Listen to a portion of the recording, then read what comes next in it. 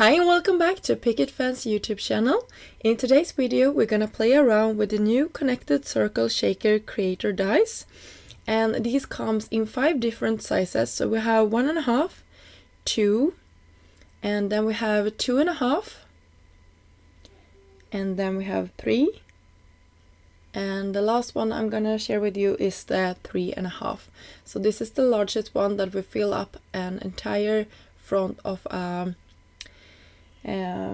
standard A2 size card front. So here is the smallest one. You can see the stitching detailed, and here is the second to smallest. This is the one that is 2.5, and then we have 3, and the last one that is 3.5. So I love the stitching on these, and this is the part that just got over when I cut them out, so you can see how nicely those stack.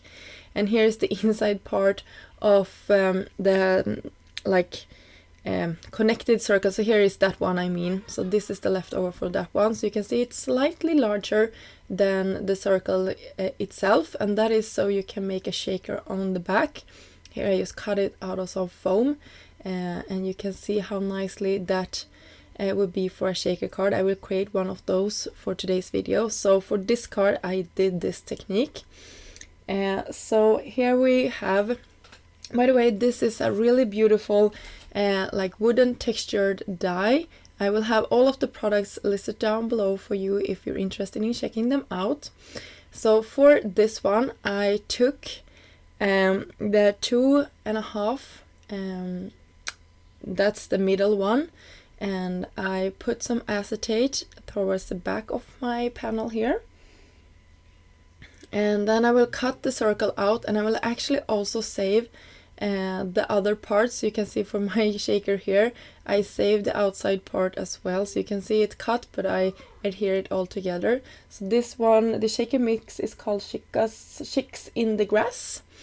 And then I will use some glue to the back of this and just attach my wooden textured background here with a, yeah, you can see how it looks, and here is how it all shakes around.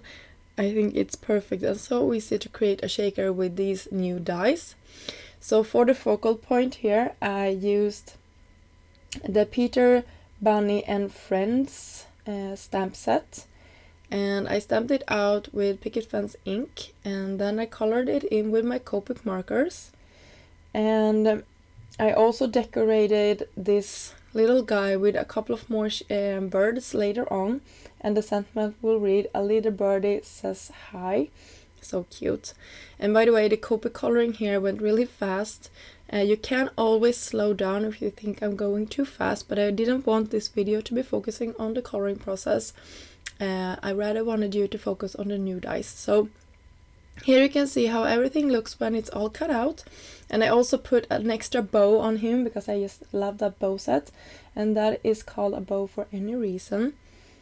And you can see I'm just tacking him to one of the sides on our card, and it's done. I will also attach my panel on top of a side folded note card, and this one measures actually a little bit larger than a standard A2 size. But I just created it to fit my purpose here for my card. So be sure to Soar was the sentiment I stamped out for my next card, and I just will heat emboss it on top of some black cardstock. That's my favorite thing to do. And you can, by the way, see the sentiment that I have up at the top was the leftover for the previous card that we created. And here is all of those circles that I cut out in the beginning of the video. I will attach them all together on top of one of the circles, and then we have a perfect circle that we can have as a focal point on our card.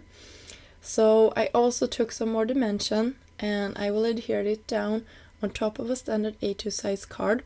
And here is also the perfect way of seeing how these circles look on top of a standard A2 size card panel. That is always my reference when I am creating cards or thinking of buying products.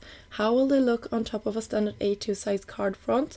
And then I can figure out how to use them on all of the other card sizes. So I just wanted to give you a reference on that one. And here I'm just stacking my sentiment with some double-sided foam tape. And by the way, that beautiful branch is from the Slim 93 branch die, and I cut it out of some gold cardstock. I just love that. So that finished off our second card, super easy to create with all of the leftover pieces that we had.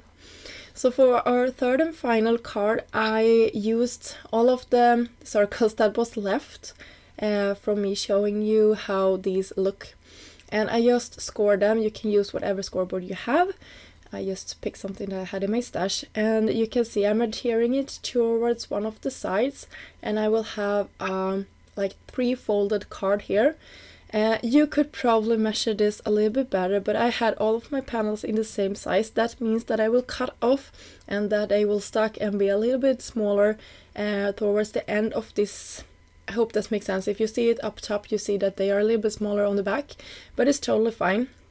I don't like wasting products, so when I had shown you these, I really wanted to create a card with it.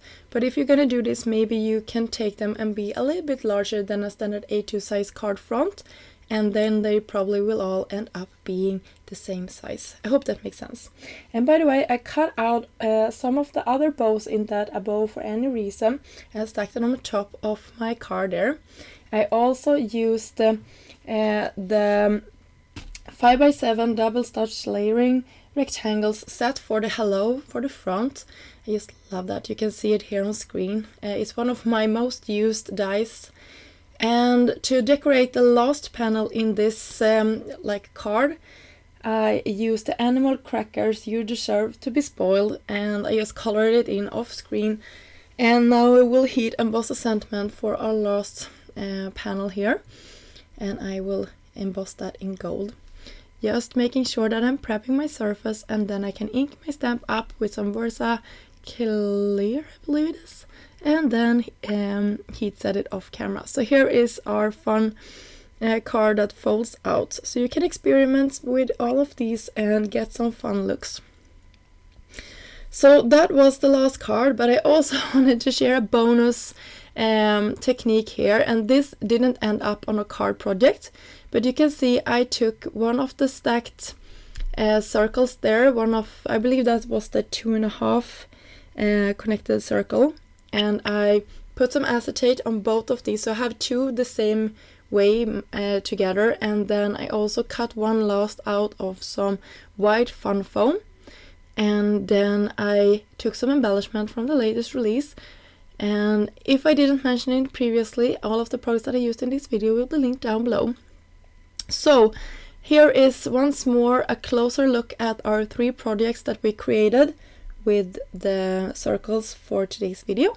I hope you got inspired to create something and maybe learned something, and that you got a look on how these circles look on top of the card fronts. That was the idea with the video. And please, if you like this video, give this video a thumb up and consider subscribing to our channel if you haven't done so yet.